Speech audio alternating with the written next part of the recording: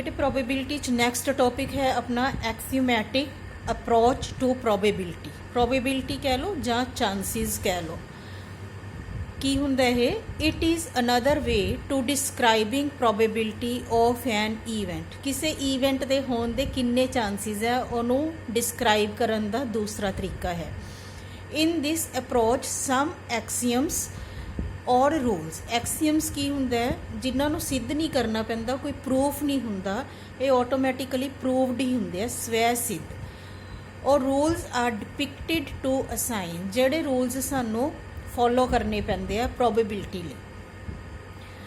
First rule है for any event E probability always lies between 0 to 1। हमेशा probability 0 तो 1 दे विच हुंदी है। 0 तो छोटी नहीं हो सकती तो 1 तो वड्डी नहीं हो सकती। 0 हो सकती है, 1 हो सकती है तो उहदे विचाले हो सकती है, पर 0 तो बाहर तो 1 तो परे नहीं हो सकती। आपां किवें कीता सी लीनियर इनइक्वैलिटी च डार्क सर्कल नाल इहदे विच ही रहिंदी है। प्रोबेबिलिटी एस दा मतलब सैंपल स्पेस। सैंपल स्पेस पूरे सैंपल स्पेस की प्रोबेबिलिटी कितनी होनी चाहिए? 1। जे 1 तो घट गई तां भी वो क्वेश्चन ठीक नहीं है, जे 1 नालों वध गई तां भी वो क्वेश्चन ठीक नहीं है। Probability E can't be negative. किसी ईवेंट की प्रोबेबिलिटी माइनस नहीं हो सकती। आपां इत्थे कीता भी लैस दैन 0। 0 तो छोटी हो तां ही नैगेटिव होगी ना, तो 0 तो छोटा होना ही नहीं। Probability E union F is equal to probability E plus probability F minus probability E intersection F. जिवें आपां सैट दे विच कीता सी, तो सैट वाले सारे फार्मूले ही ये अप्लाई होंदे है। उत्थे आपां एन लिखते सी, इत्थे आपां की लिखते हैं पी। पर जे E and F are disjoint sets, disjoint sets नूं हुण प्रोबेबिलिटी च की कहना है?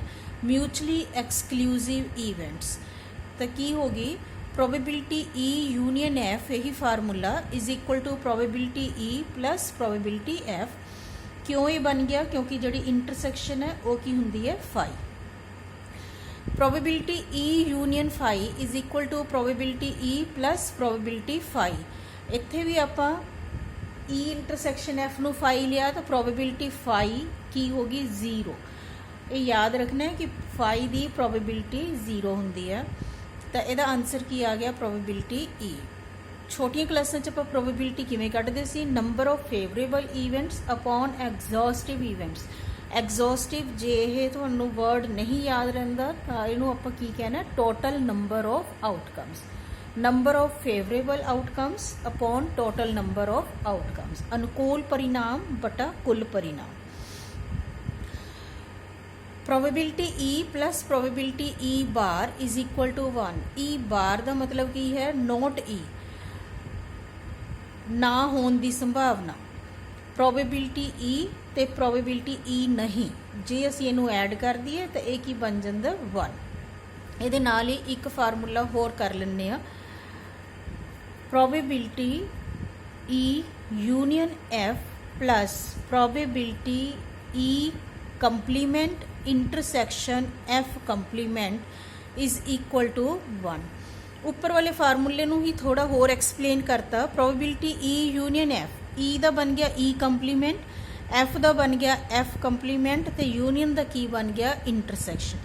इन्हां दोनों की प्रोबेबिलिटी की एडिशन किहदे बराबर हुंदी है? 1 दे इक्वल हुंदी है। नैक्सट अपनी डेफिनेशन है इक्वली लाइकली आउटकम्स। बराबर का चांस दिता होवे, the chance of occurrence of each simple event must be same. For example आप डाई थ्रो करते हैं तो आप पहला नहीं कह सकते 6 फेस वैल्यूज़ होंदियां, उन्हां 6 दे विचों कोई भी आ सकती है, सब ਲਈ बराबर का चांस है। तुसी क्लास विच इन्ने बच्चे पढ़ते हो तो सब ਲਈ इक्वल चांसिस हैं कि जिन्नी मेहनत करोगे उन्ने वधिया नंबर लै लोगे। सारे फर्स्ट भी आ सकते हो तो कोई बच्चा जे ना पढ़े तो वह बिल्कुल डाउन भी जा सकता। कार्ड्स की एग्जाम्पल ले लो, 52 कार्ड्स होंदे हैं, तो जदों असीं कोई कार्ड ਉਹਦੇ ਵਿੱਚੋਂ पिक करना है, कोई कार्ड ਵਿੱਚੋਂ चुनना है इस पूरी ताश ਦੇ ਵਿੱਚੋਂ, तो हर पत्ते ਲਈ बराबर ਦੇ चांस है कि ਜਿਹੜਾ मर्जी पत्ता खिंचिया जा सकता है, कोई फिक्स नहीं किया वा ਹੁੰਦਾ। तो हुण ਇਹ वाले ਜਿਹੜੇ फार्मूले हैं ਆਪਾਂ ਤੁਹਾਡੀ एक्सरसाइज 16.3 ਵਿੱਚ यूज़ करते हैं। एक्सरसाइज 16.3 ਦਾ फर्स्ट क्वेश्चन है बेटा Which of following can't be valid assignment of probabilities for outcomes of sample space S omega 1, omega 2, omega 3 up to omega 7? Which of the following can not be valid assignment? इन्हां विचों किहड़ी probability नहीं हो सकती ये दसना असीं। अगों एक table बनिया हुआ है, इहदा फर्स्ट पार्ट है 0.1 ओमेगा 1 की value, 0.01, 0.05 and so on omega 7 की वैल्यू। ये आपां नूं सैंपल स्पेस देता, असीं ये दसना है कि यह प्रोबेबिलिटी पॉसिबल है या पॉसिबल नहीं है। तो इहनूं लिखण दा की तरीका है वो देखते हैं। सोल्यूशन फर्स्ट क्वेश्चन दा, for 1 less than equal to I less than equal to 7, omega 1 तो लैके ओमेगा 7 तक दिता होया ना, तो असीं उहनूं नाम देता आई, ओमेगा 2। वी नो सानू की पता है कि हुण ये जिहड़ी प्रोबेबिलिटी है, प्रोबेबिलिटी ऑफ ओमेगा आई कित्थों है 1 to 7, always lies between 0 to 1। तो इनू ऐड करते हैं, also probability omega 1 plus probability omega 2 plus probability omega 3 plus probability omega 4 plus probability omega 5 plus probability omega 6 plus probability omega 7। बेटे equal to 1 नहीं पाना, क्योंकि जो इक्वल टू 1 पता तो असीं प्रूव की करांगे, देखते हैं कि यह 1 बनता है कि नहीं। 0.1, 0.01, 0.05 वैल्यूज़ पर दिन्ने, 0.03, 0.01, 0.2 प्लस 0.6। इनू ऐड करो, जे ऐड करांगे इनू तो ये देखो ऐड करके इक्वल टू 1 ही बन रहा। So hence the table gives valid assignment of probabilities। तो इस तरह दी probabilities हो सकती हैं। सब नू ऐड करना आंदा होना है 0.1, 0.01, 0.05 इस तरह करके लिख के ऐड करना है। पॉइंट नीचे पॉइंट लगाईदा हुंदा हमेशा, ऐड करके देखो तो यह की आ जाऊगा 1। इसी तरह ही अपना ये फोर्थ पार्ट है, डी पार्ट है, ओमेगा 1 देता है माइनस 0.1, देन 0.2, 0.3, 0.4 माइनस 0.2, 0.1, 0.3 ये वाले पार्ट्स देते। पर आप की क्या सी भी जी प्रोबेबिलिटी है वह की नहीं हो सकती, नैगेटिव नहीं हो सकती। तो फोर्थ पार्ट कर लग्या, ये अपना फर्स्ट पार्ट सी। बाकी पार्ट्स तुसी करने हैं इसे तरह ही ऐड करके देखना है। अगर एडिशन एक नालों घट जाती है तो भी लिख दो नॉट वैलिड, एक नालों वध जाती है तो भी लिख दो नॉट वैलिड। ओमेगा 1 की प्रोबेबिलिटी कितनी देती माइनस 0.1, और ये किनू नहीं बिलोंग कर रही 0 to 1 closed interval. Hence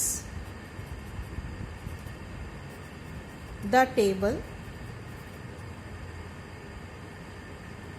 doesn't give valid assignment। इस तरह बाकी पार्ट करने हैं of probability.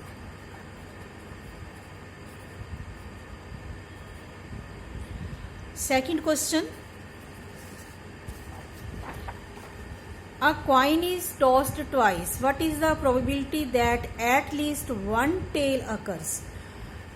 Toast twice, coin नू 2 बारी टॉस किया तो सैंपल स्पेस की बनना चाहिए। हुण सब नू याद होना है HH, HT, TH, TT। At least 1 tail occurs.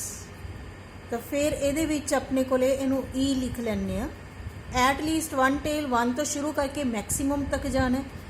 किहदे च आ रहा है HT, TH, TT।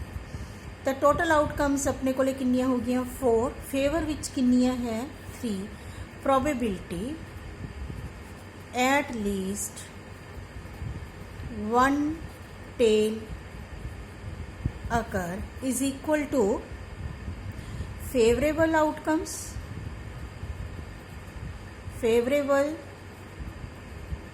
outcomes upon total outcomes।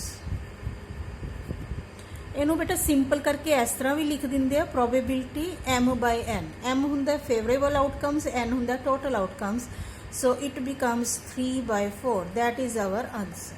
ਤਾਂ ਇਹਦਾ ਤਰੀਕਾ ਕੀ ਹੈ ਕਿ ਸੈਂਪਲ ਸਪੇਸ ਤੁਸੀਂ ਲਿਖਣਾ, ਉੱਥੋਂ ਟੋਟਲ ਆਊਟਕਮਸ ਪਤਾ ਲੱਗਣਗੀਆਂ, ਜੋ ਕੁਐਸਚਨ ਦੀ ਡਿਮਾਂਡ ਹੈ ਤੁਸੀਂ ਉਹ ਵਾਲਾ ਲਿਖ ਲਓ, ਤਾਂ ਉਹ ਤੁਹਾਡੀਆਂ ਫੇਵਰੇਬਲ ਆਊਟਕਮਸ ਆ ਗਈਆਂ, ਔਰ ਦੋਨਾਂ ਨੂੰ ਡਿਵਾਈਡ ਕਰ ਦਿਓ ਤਾਂ ਆਨਸਰ ਆ ਜਾਊ।